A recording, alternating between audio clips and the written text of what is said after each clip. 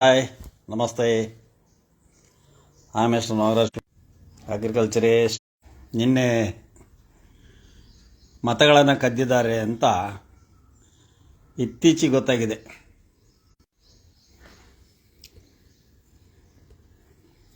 ಈ ಮತಗಳನ್ನು ಕದ್ದಿದ್ದಾರೆ, ವಾಮಮಾರ್ಗದಿಂದ ಗೆದ್ದಿದ್ದಾರೆ ಅಂತೆ. ನಿನ್ನೆ ಬೃಹತ್ ಪ್ರತಿಭಟನೆಯನ್ನು ಕಾಂಗ್ರೆಸ್ ಸರ್ಕಾರ ಮತ್ತು ಹೈಕಮಾಂಡ್ನವರು ಮಾಡಿದರು ಬ್ಯಾಂಗ್ಳೂರಿನಲ್ಲಿ. ಅದು ಸತ್ಯ. 2014ರಿಂದನೂ ಅದನ್ನೇ ಮಾಡಿರೋದು ಅವರು. Fake oats, double oats, triple oats, ಒಂದೇ ಮನೆಗೆ 10 ಓಟ ಕೂಡಿಸೋದು, ಓಟ್ನಾಗ ಇಲ್ದಾರನ್ನ ಓಟ್ ಯಾರ್ದೋ ಐಡಿ ಯಾರನ್ನೋ ಕರ್ಕೊಂಡೋಗಿ ಫೋಟೋ ಹಾಕ್ಸೋದು, ಅಧಿಕಾರಿಗಳಿಗೆ ಹೆದರ್ಸೋದು, ಬೆದರಿಸೋದು, ಬೂತ್ನ ಡಬ್ಬಿ ಚೇಂಜ್ ಮಾಡಿಸೋದು, ಕೊಲುಡು ಮಾಡ್ಕೊಳ್ಳೋದು.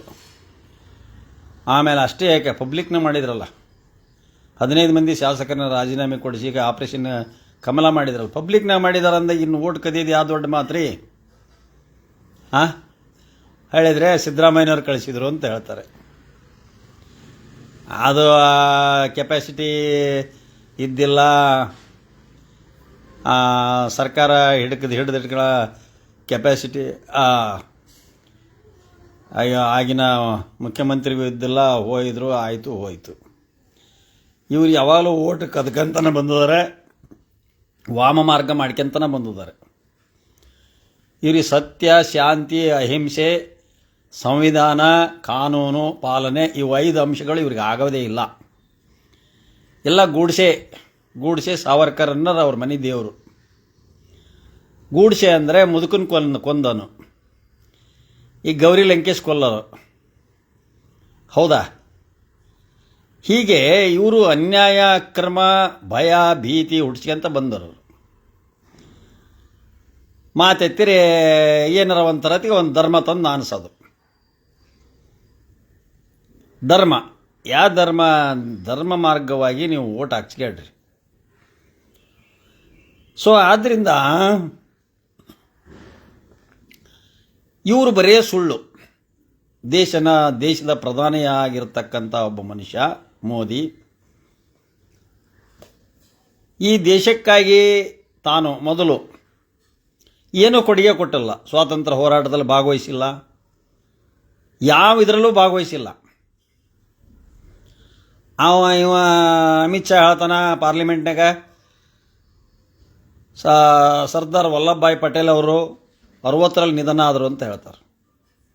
53-54 ನನಗೆ ತಿಳಿದ ಮಟ್ಟಿಗೆ 53-54ರಲ್ಲಿ ನಿಧನ ಆದರು ಅವರು. 1950ರಲ್ಲಿ ಮೊದಲ ಇದು ಆದಾಗ, ಸಂವಿಧಾನ ಜಾರಿ ಬಂದ ನಂತರ ಮೊದಲ ಗೃಹ ಮಂತ್ರಿಯಾಗಿದ್ದು ಅವರೇ. ಯಾರು? ಗೃಹ ಮಂತ್ರಿ, ಹೋಮ್ ಮಿನಿಸ್ಟರ್ ಆಗಿದ್ದು ಸರ್ದಾರ್ ವಲ್ಲಭಭಾಯಿ ಪಟೇಲ್ ಅವರು. ಪ್ರಧಾನಮಂತ್ರಿಯ ನೆಕ್ಸ್ಟ್ ಚಾನ್ಸ್ ಅದೇ.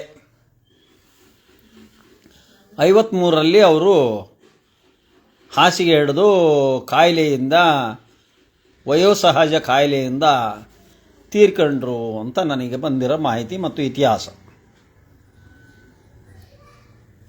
ಸೊ ಇವನು ಹೇಳ್ತಾನೆ ಅಮಿತ್ ಶಾ, 1960 में हमारा सरदार वल्लभ भाई पटेल जी पूछा ಅಂತ ಹೇಳ್ತಾನೆ. ಮೈ ಇತಿಹಾಸ ಕಾ ಸ್ಟೂಡೆಂಟ್ ಅಂತ ಹೇಳ್ತಾನೆ, ಹಿಸ್ಟ್ರಿ ಸ್ಟೂಡೆಂಟ್ ಅಂತ ಅವನು. ಆಮೇಲೆ ಈ ಚಾಯ್ವಾಲ 15 ಲಕ್ಷ स्विस बैंक में है ना, वो लिया तो एक एक आदमी को अकाउंट से 15 से 20 लाख रुपए ಅಂತ ಹೇಳ್ತಾನ. ಬೇಟಿ ಪಡಾವ್ ಬೇಟಿ ಬಚಾವ್, ಧರ್ಮಸ್ಥಳ ಬಚಾವ್ ಮಾಡ್ಯಾರ ನೋಡು. ओ 2 करोड़ उद्योग सृष्टि एक साल को, ವರ್ಷಕ್ಕೆ 2 ಕೋಟಿ ಉದ್ಯೋಗ. 11-22 ಕೋಟಿ ಉದ್ಯೋಗ ಸಿಗಬೇಕಾಗಿತ್ತು. ಉದ್ಯೋಗ ಸಿಗೋದಲ್ಲ, ಕಾಂಗ್ರೆಸ್ ಗೌರ್ಮೆಂಟ್ ಇಟ್ಟು ಎಲ್ಲ ಪಬ್ಲಿಕ್ ಸೆಕ್ಟರ್ನೆಲ್ಲ ಪ್ರೈವೇಟ್ ಸೆಕ್ಟರ್ ಮಾಡಿ ಅಂದವ್ರಿ ಅವರಿಗೆಲ್ಲ ಮಾರಿ ಬಾಬಾ ರಾಮದೇವ ಇಂಥರವೆಲ್ಲ ಸಾಲ ಮನ್ನಾ ಮಾಡಿ ಇಟ್ಟಿದ್ದಾರೆ. ರೈತರು ಸಾಲ ಮನ್ನಾ ಮಾಡಿಲ್ರಿ. ಪಾಪ ಅಲ್ಲಿ ಸ್ಟ್ರೈಕ್ ಮಾಡಿದ್ರು 700 ರೈತರು ಸ್ಟ್ರೈಕ್ ಮಾಡಿ ಸತ್ತೋದ್ರು ಚಳಿಗಾಲದಾಗ ಕಳೆದ ವರ್ಷ. ರೈತರ ಪರನೂ ಅಲ್ಲ, ಯಾವ ಬೆಂಬಲ ಬೆಲೆನೂ ಇಲ್ಲ, ಎಲ್ಲ ಪೆಸ್ಟಿಸೈಡು, ಎಲ್ಲ ಕೃಷಿ ಉಪಕರಣಗಳು ಎಲ್ಲವೂ ರೇಟ್ ಜಾಸ್ತಿ, ಗೊಬ್ಬರ ಸರಿಯಾಗಿ ಸರಬರಾಜಿಲ್ಲ, ಕರ್ನಾಟಕಕ್ಕೆ ಸರಬರಾಜಿಲ್ಲ ಬೇಕಂತ. ಆಮೇಲೆ ಸುಳ್ಳೆ ಕರ್ನಾಟಕಕ್ಕೆ ಕೊಟ್ಟ ಪಾಲನ್ನು ಕೇರಳಕ್ಕೆ ಕಳಿಸ್ಯಾರ ಅಂತ ಅಲಿಗೇಷನ್ನು, ಸುಳ್ಳು ಹಬ್ಸದ್ರೆ ನಿಸ್ಸೀಮರು. ಆಮೇಲೆ ಅದೇನು ಇದು ಆಯ್ತಲ್ಲ ಅಟ್ಯಾಕ್, ಪುಲ್ವಾಮಾ ಅಟ್ಯಾಕ್ನಲ್ಲಿ 42 ಸೈನಿಕರು ಹೆಂಗೆ ಅಷ್ಟು ಹ್ಯೂಜ್ ಕ್ವಾಂಟಿಟಿ RDX ಬಂದು ಸತ್ತದಕ್ಕೆ ಉತ್ತರ ಎಲ್ಲಿದೆ? ಒಬ್ಬ ಟೆರ್ರಿಸ್ಟನ್ನು ಹಿಡಿಯೋಕ್ಕಾಗಿಲ್ಲಲ್ಲ ಇವರಿಗೆ. ಒಬ್ಬ ಟೆರ್ರಿಸ್ಟನ್ನು ಹಿಡಿಯೋಕ್ಕಾಗಿಲ್ಲಲ್ಲ ಇವರಿಗೆ. ಹಾಂ, ಏನು ಮಾಡ್ತಿದ್ರಿ ನೀವು? ಆ ಪಾಕಿಸ್ತಾನದ ಮೇಲೆ ಸುಳ್ಳೆ ಒಂದಿಷ್ಟು ಇದು ಮಾಡಿ ಸರ್ಜಿಕಲ್ ಸ್ಟ್ರೈಕ್ ಮಾಡಿ ಕೊಂದುಬಿಟ್ವಿ, ಧ್ವಂಸ ಮಾಡಿಬಿಟ್ವಿ. ಮತ್ತು ಪಹಲ್ಗಾಮ್ನಾಗ ಒಬ್ಬ ಇವರಿಲ್ಲಲ್ಲ, ಏನು ಅಭಿವೃದ್ಧಿ ಮಾಡಿದ್ರು ಯಪ್ಪ? ಅವು ಯಾವ ಕಟ್ಟಡ ಕಟ್ಟಿದ್ರಿ ಅವು 6 ತಿಂಗಳಾಗ ಉದ್ಘಾಟನೆ ದಿವಸನ ಬಿದ್ದು ಹೋಗಿದ್ದವು. ಆಮೇಲೆ ಹೇಳ್ತಾರೆ 85 ಕಟ್ಟಿದವು ಇಂದಿರಾ ಗಾಂಧಿ. ಹಂಗಾರೆ ಇಂದಿರಾ ಗಾಂಧಿ ಏನೂ ಮಾಡಿಲ್ಲ, ಇಂದಿರಾ ಗಾಂಧಿ ಕಾಲಕ್ಕೆ ಕಟ್ಟಿದವು, ಕಾಂಗ್ರೆಸ್ ಕಾಲಕ್ಕೆ ಕಟ್ಟಿದವು ಅಂತ ಹೇಳ್ತೀರಲ್ಲ ನೀವು 85ರಾಗ. ಸೊ 85ರಾಗ ಇಂದಿರಾ ಗಾಂಧಿ ಇಲ್ಲೇ ಅಲ್ಲ, 84ರಾಗ ತೀರ್ಕೊಂಡಾರ. ಅಕ್ಟೋಬರ್ 31 84ರಾಗ ತೀರ್ಕೊಂಡರು ಇಂದಿರಾ ಗಾಂಧಿ. ನ್ಯೂಕ್ಲಿಯರ್ ವೆಪನ್ ತಂದು ಪಾಕಿಸ್ತಾನ ಎಲ್ಲ ದೇಶಗಳನ್ನು ಹೆದರಿಸಿದ್ದ ಇಂದಿರಾ ಗಾಂಧಿ. ಅಣುಬಾಂಬ್ ತಂದದ್ದೇ ಇಂದಿರಾ ಗಾಂಧಿ 1974ರಾಗ. ಆದ್ದರಿಂದ